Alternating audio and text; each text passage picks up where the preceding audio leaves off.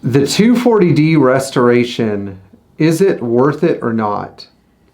So if you watched the video where I talked about how long it is going to take, how long it takes to restore, or how much money it costs to restore a sort of like a field find 123, where I estimated, about $350,000, which is a lot of money.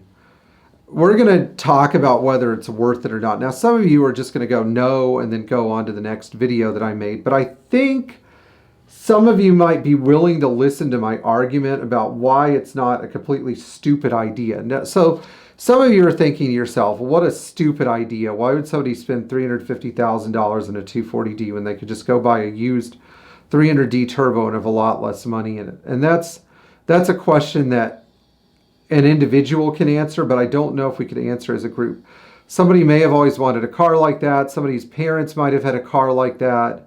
Somebody might have found their dad's car, their grandpa's car, and stumbled upon it. We have a subscriber that found his dad's station wagon in a wrecking yard and bought it.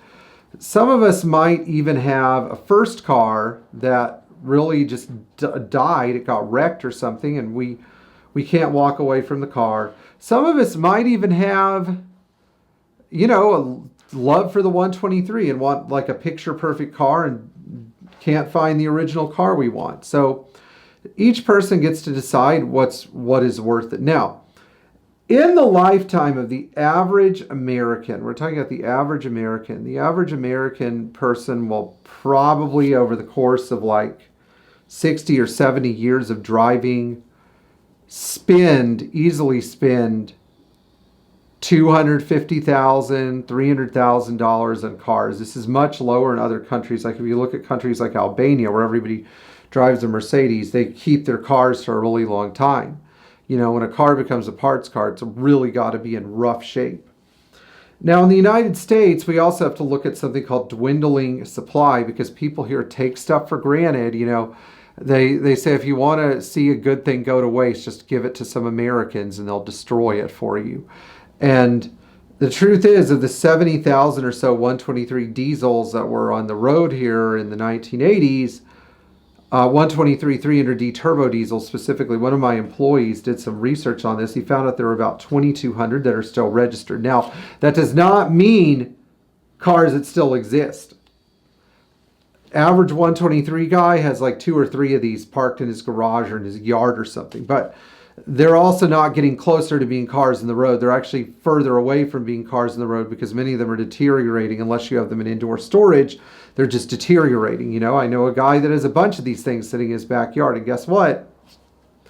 Down the hill they go as they sit outside. So one of the problems with this question is there really a justifiable scenario where you could say spending $350,000 on a 240D to restore it is a worthwhile endeavor? And unfortunately, the answer right now is probably not, because you can go buy this car as an operational car that doesn't really need everything right now. So probably not. But in the future, as the number of idiots parting cars out because they're looking for a quick buck increases, what we're going to see is a shift where people spend more and more money to restore salvageable 123. So after the realization that there are very few of these cars left catches up with everybody, and they start wanting a real car that they can actually use, their minds are going to start going to not only Mercedes 123s, but similar cars like the 115, the 116, the 126, other cars like the Volvo 100 and 200 series. The Volvo 200 series is a pretty good example of a car where everybody realized that it's a great car when it's too late, because you hardly see a 100 series like a 144 on the road. Most of these are coupes.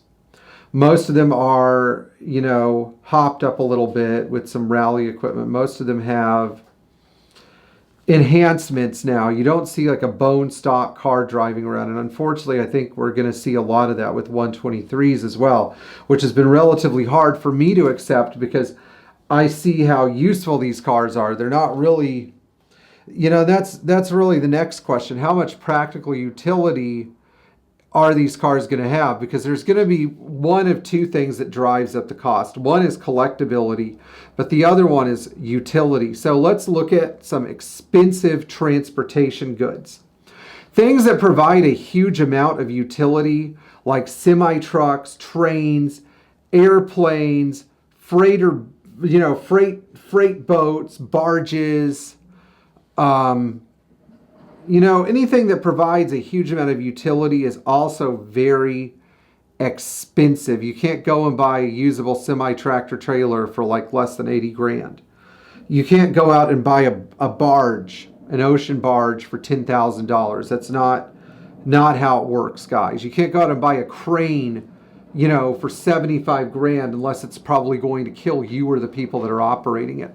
These things cost hundreds of thousands of dollars. So at what point will a car like a Mercedes diesel be so highly sought after for its utility, people are spending $350,000 to restore them? Well, I could think of a couple scenarios. So first of all, the global availability of petroleum-based fuel collapses so that people are having to take oil and refine it into biodiesel.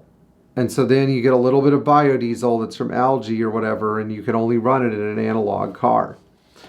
There's a whole reason for having an old Mercedes around right there.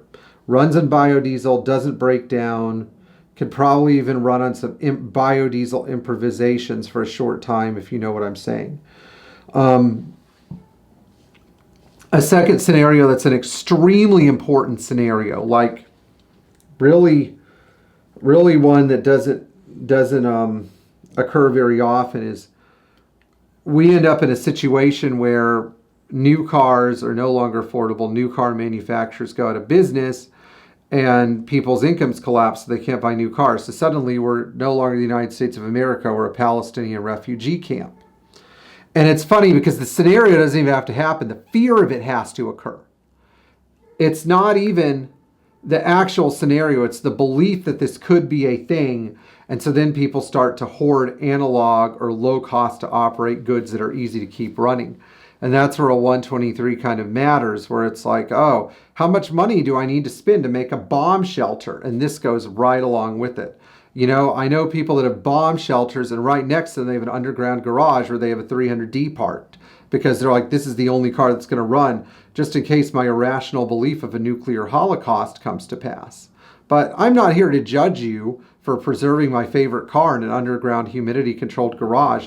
There is a chance this sort of thing could happen, It just depends on who's pulling the strings. So I'm not trying to dissuade anyone of anything, but I want people to think about this for a second, where we're so used to the conveniences of modern life, such as cars that start all the time and, plenty of electronic diagnostic tools and electricity and high-octane gas and battery chargers and all this stuff around us to keep our society going. What if it didn't exist? What car would you have to drive, not want to drive, but what car would you be forced to drive that could wade through shallow water, drive on bad roads, or keep running even when the battery failed and you couldn't get another battery, or lots of things, really, something to think about. And the last thing I want to bring to all of your attention is this.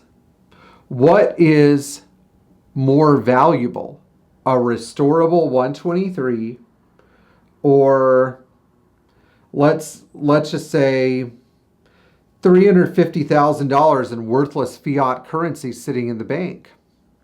A question for thought. Many people believe that there's a point coming when the US dollar is going to face a lot of problems, and it already has. I mean, if you're not a wealthy person like me or Thomas or my employees, we've seen all of our incomes get completely eroded, either because of grocery stores price gouging or, the US dollar basically becoming an unstable currency in many markets, such as the oil market, where people no longer consider it to be a usable form of currency. So, or an ideal form of currency. What these people really want, what they trade in, are hard assets. At the top, hard assets are the currency. People don't deal with $10 or $20. They deal with millions of dollars, and they're looking for people to have to give up their hard assets, because when you have hard assets, you get to control the fiat currency and its value. So, let me just ask you this question, something to think about. Anyway, if you enjoyed this bizarre rhetorical question, please like, share, and subscribe, and we'll see you in the future. And thank you for giving the impossible project of the 240D the consideration it deserves.